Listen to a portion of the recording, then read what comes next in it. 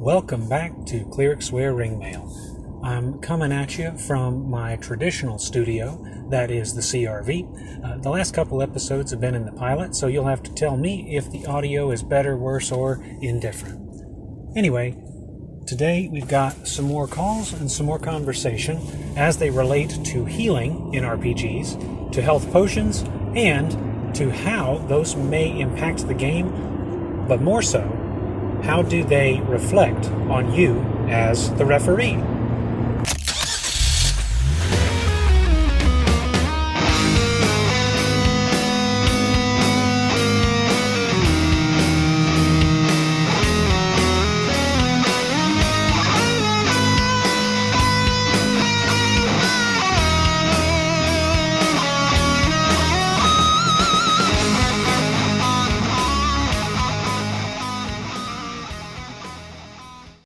Last time on Clerics Wear Ringmail.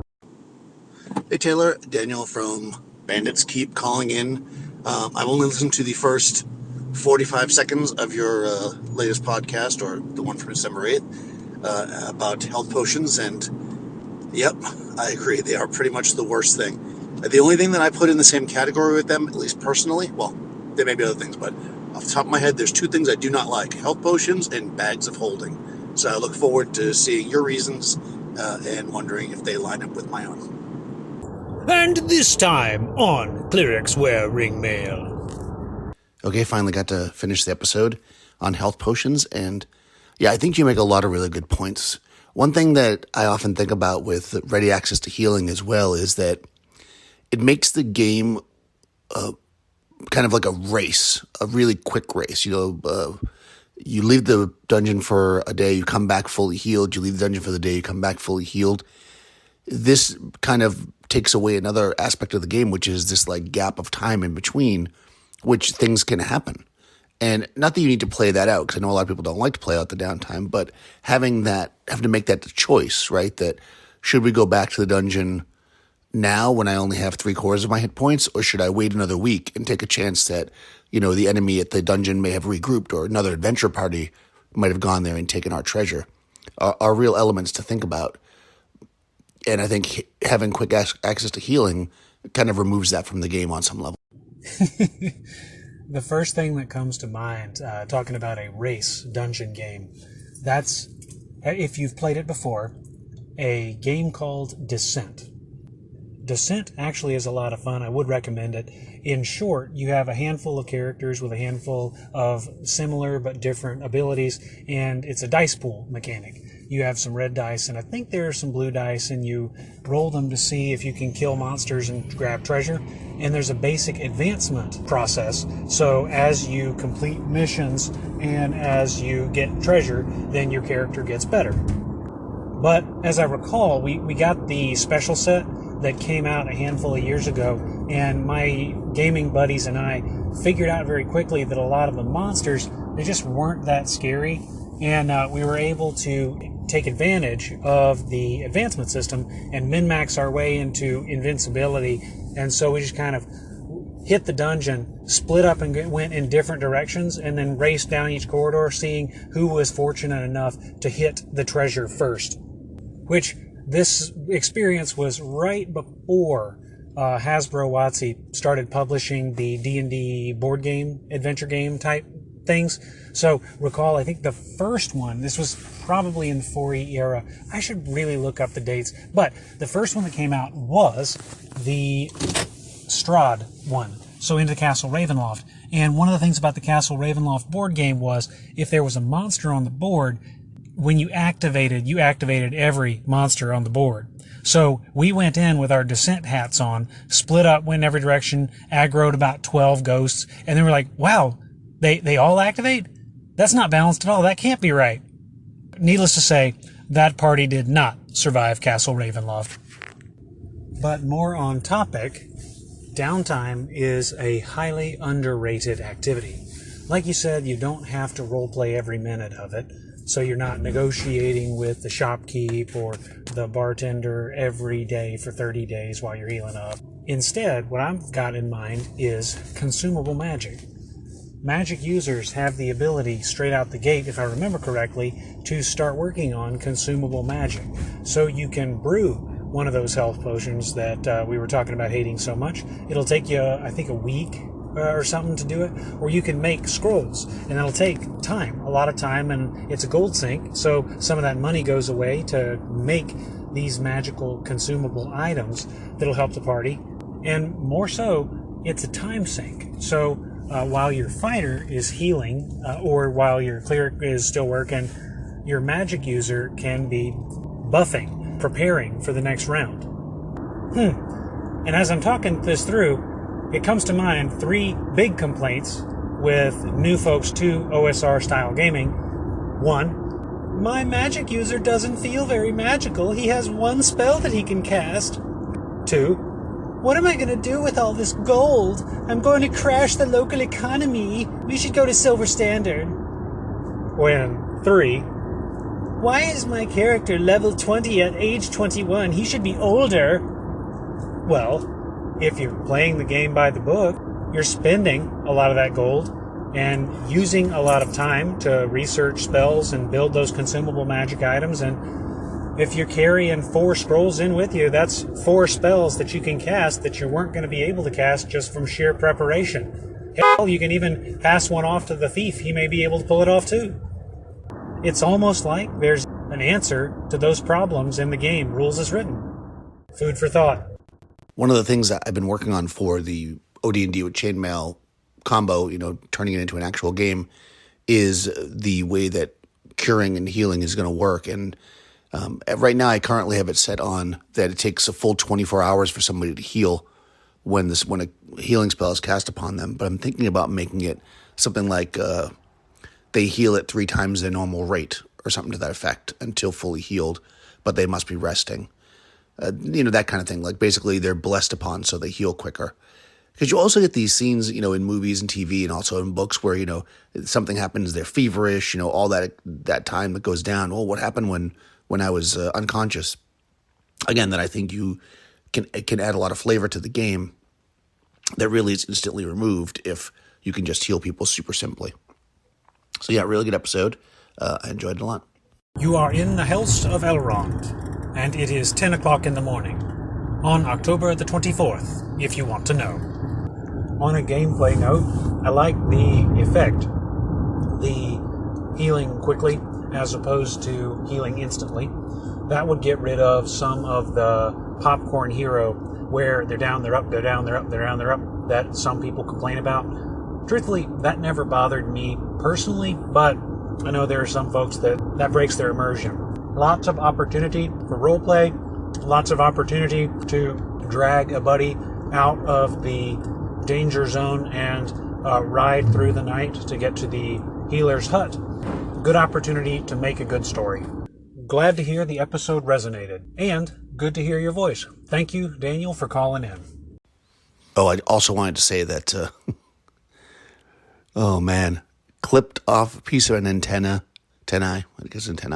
of a rust monster. That is one of the best items I've ever heard of, and I'm definitely putting that in a treasure stash or in the pocket of some bandit that the player characters encounter at some point if they happen to be able to take their loot, because that just sounds like an amazing thing. Hopefully the fighter with the plate mail armor isn't the one that reaches into the pouch to pull it out with their gauntlet. He gonna be a Michael Jackson fighter for a while. And man, what a terrifying missile weapon that would be too. Wooden crossbow bolts tipped with rust monster anthers. Ooh, spooky. Wait a minute. I had to pull a Norton and stop your episode. You don't enjoy the sci-fi movies that released on there? Classics like 2005's Pterodactyl?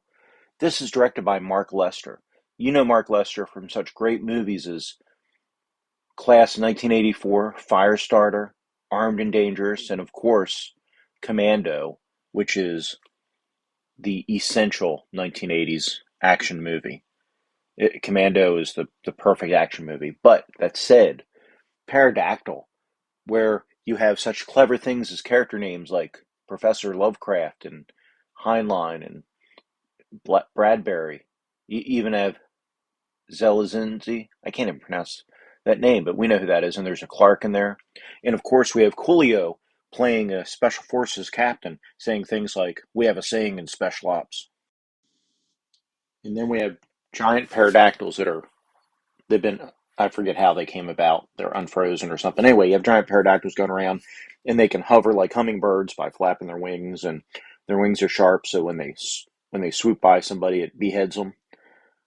What more could you ask for in a movie, Taylor? I demand you explain yourself. It was a volcano. A volcano had uncovered some pterodactyl eggs, which hatched and then attacked some Turkish herders, if I remember correctly.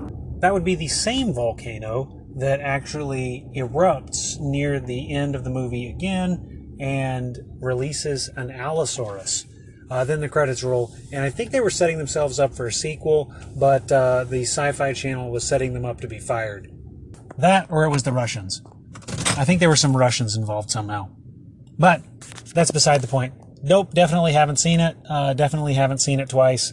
And definitely didn't recognize it the second you mentioned the heads coming off as the pterodactyl swoops down with its razor-sharp wings. Now that I'm thinking about it, though, that has D&D monster written all over it.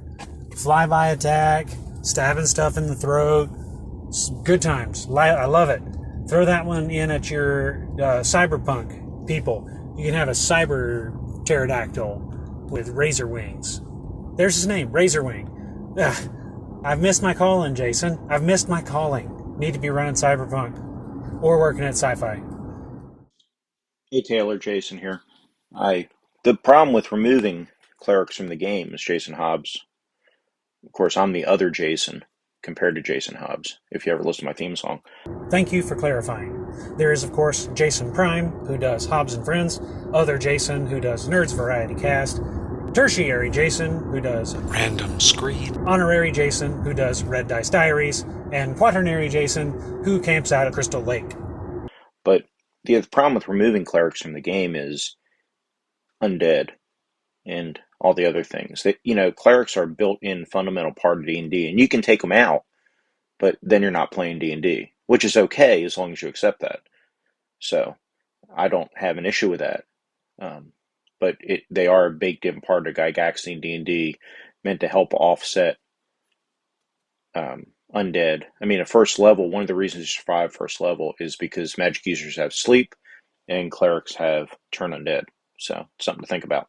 But, interesting podcast. Look forward to hearing your next one. Merry Christmas to you and yours, and I hope to talk to you soon. Take care. Undead definitely are a lot scarier without a cleric, but they scale, as I recall. So at first level, you're pretty reliable about getting rid of skeletons. Second level, you're kind of reliable about getting rid of zombies. I'm in the car, of course, so I can't cross-reference the table, but where I'm going with this is you get a decent chance of offsetting a hit die appropriate undead based on your level, and then you kind of ignore the little guys. So by domain tier, a cleric is going to stomp face on skeletons, just kind of blow away a whole group of them to dust with that turning attempt. That definitely does make undead a lot scarier. And I actually like that idea. Undead should be scary. There are effects in the game, fear effects, that cause your character to flee, to run away, and then there are punitive effects that cause your player to run away, a la Level Drain, which is the peer view, of course, of bigger undead. But the reason they had to put those in there is because of that offsetting feature. It's just the undead aren't scary by themselves. You have to have an absolute swarm of skeletons and have the cleric turn them away and then still have to fight them. And undead are kind of a joke. Whenever I think of undead, I think about Jason and the Argonauts. Not the main story, but the Claymation 1960s special, where they dropped Hydra's teeth into the soil, I believe, and skeleton warriors sprang up and Jason had to do battle. A brilliant piece of choreography on a film that probably cost $1.50, but turned into a classic at my house. That is, of course, Jason and the Argonauts, 1963. directed by Don Chaffee. I'm not sure how to pronounce his name. Movie is OSR as fuck. Love that movie. Makes me want to adventure every time. Back on task, you're absolutely right. It makes undead a lot bigger as a threat. It makes undead something to worry about a lot more, especially some of the swarm types that might be offset by a cleric. I seem to remember a buddy of mine in college ran an awesome undead apocalypse medieval style game where he had to limit the number of clerics in the party because turning was the biggest thing they wanted to do. It was a very great story that came out of that game. I did not get to play in it, but at the same time, if you had a cleric and you were looking at, say, the Mall of the Dead or whatever scenario, would that even happen? And the answer is probably no. So I personally don't think I would remove clerics from my game. I would just curtail some of the healing like Daniel was talking about doing a couple messages ago. Or, and here's an idea that came out of a MeWe comment, make clerics a off-scene thing. Player characters don't play them. You have that healing factor, you get back in the dungeon, but you don't bring the cleric with you. I'm kind of going off on a lot of tangents at the moment, but that's okay. To conclude, I have nothing against clerics. I actually really like clerics as a concept. It's just the implementation of the cleric, what they've grown into over the years. That's what I had taken umbrage with. Great stuff, food for thought. Thank you for calling in.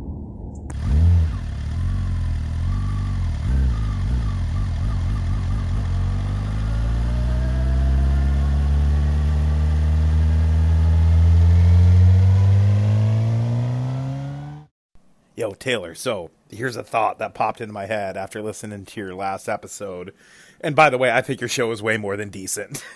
Anyway, you were talking about how you've been in a bunch of conversations about getting rid of clerics and how you don't really like clerics because they're a heal bot and everything. But then you said you're playing a cleric in Hobbs's game. So here's my question. Here it is. Are the people that you're talking to that are all about getting rid of clerics, are they primarily dungeon masters, mostly referees, judges, whatever you want to call them?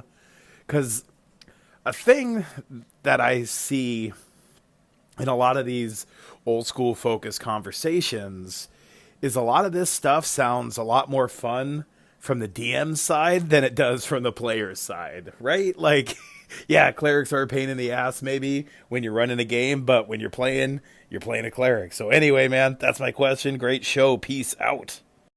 That is a good observation. And in response to said observation, almost every one of those conversations is preceded with my players this or in my world that. So, a direct answer, most of those conversations are with other dungeon or game masters. And I absolutely hear you on the fun for a DM piece. There's fun for the player, fun for the DM, fun for the table, fun for theory, and those are four totally different things. Sometimes. Personally, I like to have, when I'm running a game, I like to have fun, and I like to have my players have fun. In the OSR in general, there is a contingent of people who will vehemently speak to, it's not the responsibility of the referee to ensure that you have fun as a player, which I agree with the letter of the law. It is not my responsibility for the player to have fun. However, that doesn't preclude that I enjoy it. I really get a kick out of it when players talk about my game outside of game time. I really get a kick out of it when they tell me this is awesome, when can we play again? That makes me feel like I've spent my time well. Similarly, there is nothing wrong with setting up the sandbox, so to speak, in a way that you know your players will jump into it. I would get called a heretic in the OSR circles if I outlined how I used to do campaigns. When I would do a trad campaign, I would set the world up, I would set up a hex map, sometimes a grid, usually a hex map because I was a hipster like that. But more importantly, I would set it up and I would put out bullet points. I would usually have 8 bullet points of major things that were going on, something that was going on in the world, and then I would have 4 bullet points per player. And each of those bullet points, they weren't a script. they were hooks. They were hooks that I knew the player was going to take, based on how I knew what the player liked, and based on what I knew their character said, or what they said their character was going to be. But I'm going on a tangent. There exists a contingent of people who says it's not your responsibility for the players to have fun. And in principle, that's true, but it doesn't hurt if your players have fun, because if your players are not having fun, how long are you going to have a table?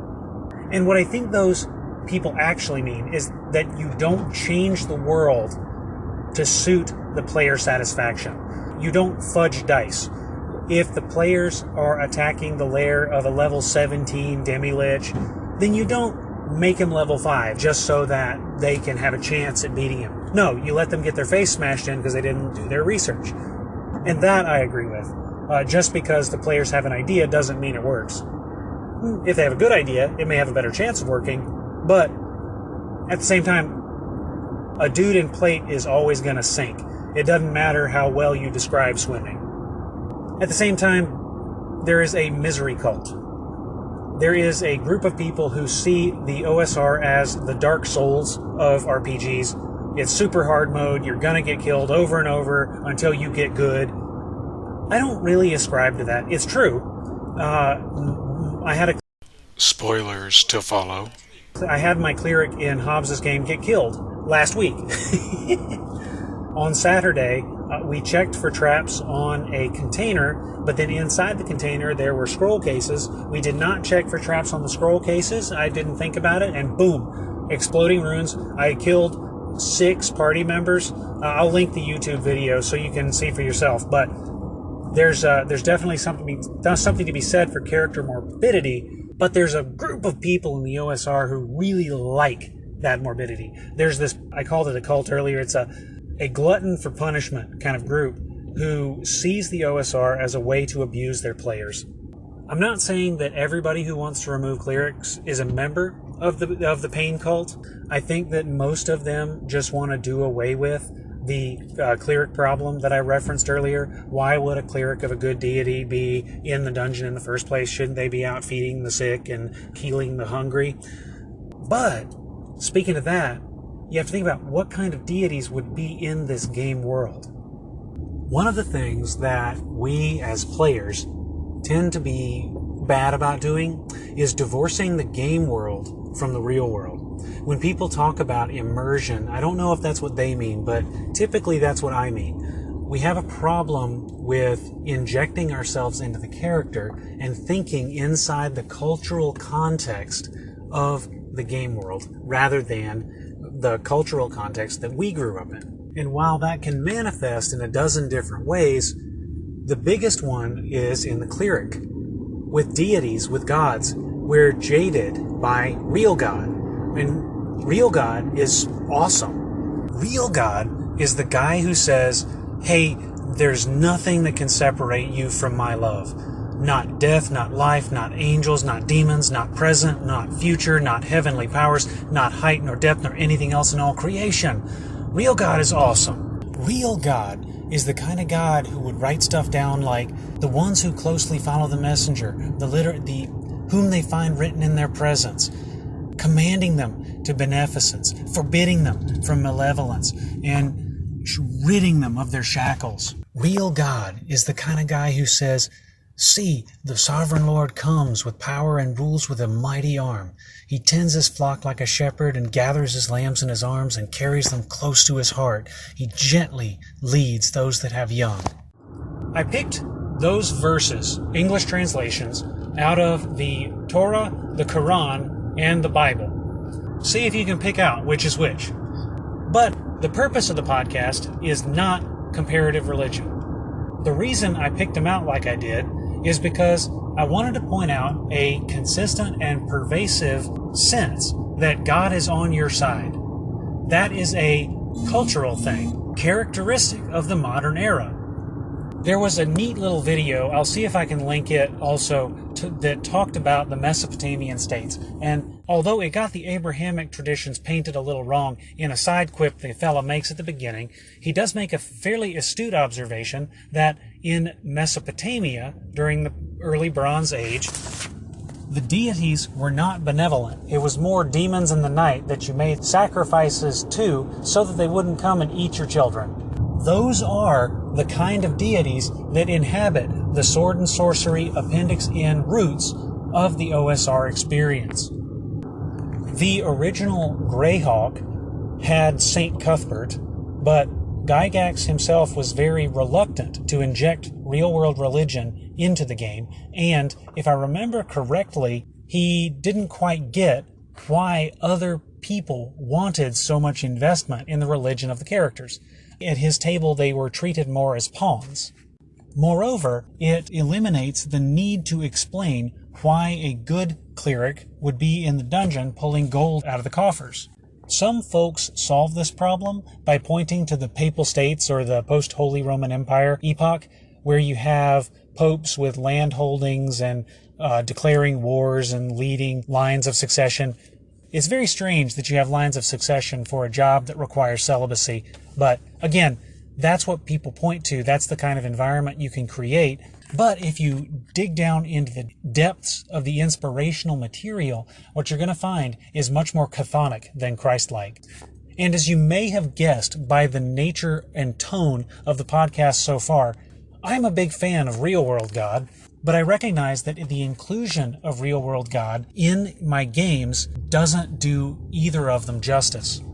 I'm not separating them. I'm not embarrassed of one or the other by any means. It's ice cream and lasagna. You take two things that you really enjoy, and sometimes when you mix them together, it doesn't taste the way you expect. For that reason, I'm not saying that you can't have a real-world, good-style fictional religion in your D&D campaign. You can have those good and charitable campaigns. You can have those paladin archetypes and make it into a good story and a good experience. But if you want to play a dungeon crawler where the goal is to pull gold out of the ground and stab goblins in the face, then you're probably better off having invented the god of doing blow and banging your secretary and calling it a day. That cleric sounds like someone I would invite to a party. A dungeon exploration party, of course. To that end, I apologize if I misspoke. I think clerics are awesome. From the perspective of the player, a cleric as a class is awesome because it allows you to keep the party moving and to get them back on their feet more rapidly to get back into the action. And it's an opportunity for roleplay. It's an opportunity to immerse yourself in the world and to really dig deeply into the lore. From the perspective of the referee, clerics are also awesome because it's an opportunity to drop hooks and rumors in on your party and keep the adventure going. You'll never have a boring moment if you have a cleric, or sometimes a paladin, on whose head you can drop a potential adventure. What I do take umbrage with is the overemphasis on particular aspects of a cleric that can lead towards a destructive tendency to the core gameplay loop, and the game loses large chunks of stuff that I find really enjoyable. To that end, if I ever run a game, you're welcome to play a cleric in it, and thank you, Joe, for calling in, but I do believe my secretary paged me. She's got an 8-ball for me back at the rectory. Peace out, my man. Peace out. Merry Christmas, my man. I hope you're having a wonderful day with your friends and your family. I hope 2021 ends up real nice for you. And I hope that 2022 brings you amazing stuff.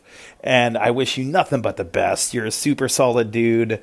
And I think you're pretty rad. So have a wonderful day. And I'll talk to you soon. I can't wait to look into your new adventure. I've already downloaded it. And I can't wait to dive into it. Peace out. Thank you very much, good dude. I certainly hope Christmas treated you as well as it treated me, though, based on listening to your last couple episodes, I do believe it did, and that makes me happy. My family was in Georgia and I was not. My aunt, who is local to where we are, came over. One of the boys sat with her and made her draw lawnmowers on an Etch-a-Sketch for a while, and my wife didn't have any pregnancy problems that day, no discomfort, no dehydration, nothing like that. It took us all day to open gifts because the boys just wouldn't focus. It was great. It's the way Christmas is supposed to be. They were able to latch on to something important, and that is, you take what you have, and you appreciate it, and you run with it, and then when more comes along, that's just more joy to be had. That, or it's toddler ADD, one or the other. Thank you again, my man, and I was very tempted to keep this message in my queue and listen to it just for me, but I'll share it here, and share it publicly to say Merry Christmas to you too, and I hope the new year brings more gaming, more podcasting, and more awesome stories to tell. And that's for you, Joe, and for you, listeners. May 2022 be better than 2021. And that's a wrap. That's a wrap on the episode. We got to talk about clerics, we got to talk about magic and healing and all that fun stuff, and it's a wrap on the year. I do believe this is the last one that I'm going to be getting out. So, assuming that it pops out when I think it's going to, Happy New Year, everybody. Should be rolling in. I hope that your Christmas, the 12 days of it is starting on the 25th and continuing to Epiphany. Everyone knows that, of course, so I hope your continuing Christmas is going well, and Happy New Year. Looking forward to seeing everybody in 2022. Delve on, listeners. Delve on.